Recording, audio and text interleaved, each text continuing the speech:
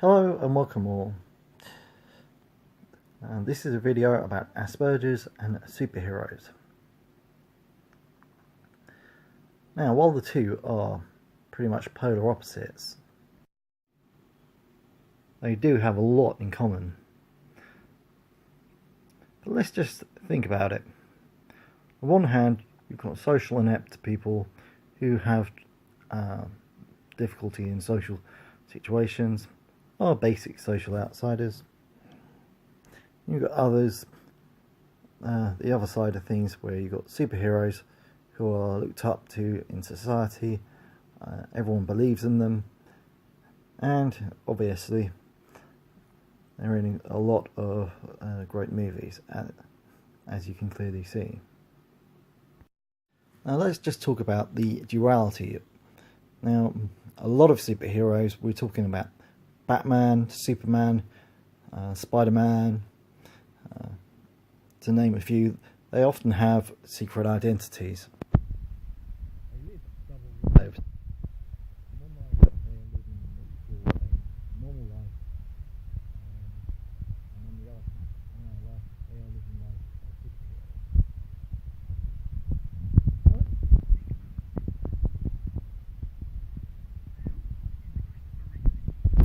Portrays this very, really quite well. That he plays two different characters, Clark Kent and Superman. Now, Clark Kent is basically a very shy, awkward person. He shows a lack of confidence. He's very nervous. Whereas Superman, on the other hand, stands up straight. He's got this very strong posture. He acts like a prince, you could say, like he's a nobility almost, because he's the last son of Krypton. So you understand what I'm saying there. Now, how this relates to Asperger's syndrome is interesting. You see, when we're alone, we can be ourselves 100%.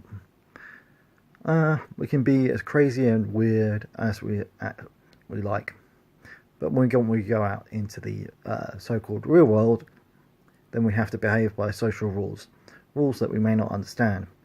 We start acting like we would normally in some social situations.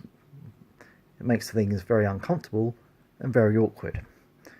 And so, as most will understand, you do have to wear a mask of sorts. You have to adapt to the situation.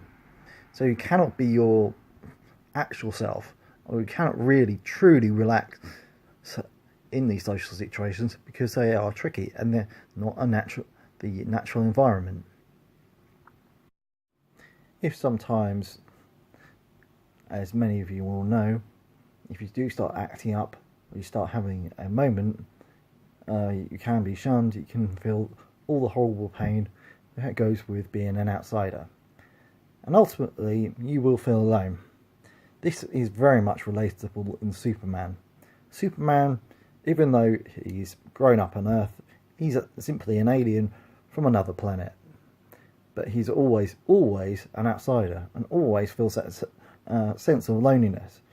Even though he's got strong relationships, he still feels pretty much alone, because, yes, he is, by essence, the only Kryptonian on Earth. No one else has experienced things exactly the same way he has, and so there is that feeling of isolation that he will always experience.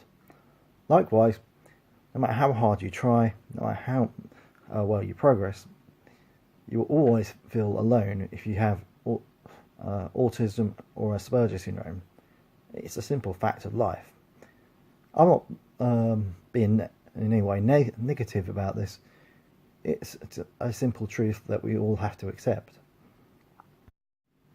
However, having this condition, I will not say it's such a bad thing, because, like most, we do have a heightened feeling empathy, and that is also personified in a lot of superheroes. In fact, what drives a lot of most superheroes is their empathy for your human race, those that are close to them, they will go through extreme lengths to save the ones they love.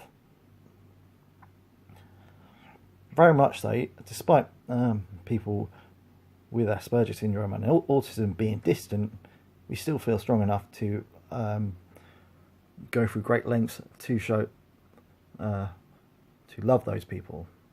And yes, I suppose if you had the perfect mix between the two, an Asperger superhero, the Asperger superhero would be very similar in a great deal many ways to most superheroes in their motivations, because we can feel people's pain. It's something that is uncomfortable for all of us, and therefore we will act. And it's that willingness to act without caring for the consequences that does make us interesting and also very caring people. The other thing that Aspergers and superheroes do have in common is the abilities. Now, on some level, you do get what we call savant autistics, where they can do virtual number crunches and have genius levels in intellect. A lot of superheroes can have those type of things, but we also have to talk about the sensory issues that Asperger's have. Now, whilst it is on a low level, I mean, obviously no Asperger or anybody would have the senses like Daredevil, where he can have the radar sense. But it doesn't mean to say that those senses aren't strong, and those strong senses aren't exhausting for us. But when you think about that on a superhero level, the sense of hearing, sense of smell, sense of touch, whilst they are heightened, they do make make things interesting. All in all, there is a great deal many more things that Asperger's and autistic people have in common with superheroes. In some ways, even though some people might disagree with me, it is true that they do have a lot in common, and more so than you may even realise. Anyway, thank you for watching this video. It's been fun, and I hope you enjoy it. Like and subscribe to my channel, because I probably will be doing some more videos going into more depth of things I'm interested in, like superheroes, comic books. I am a big Star Wars fan as well, so keep that in mind. And just general weird and random stuff, because I never take myself too seriously. Anyway, thank you, and please like and subscribe, and that will be welcome. Thank you very much.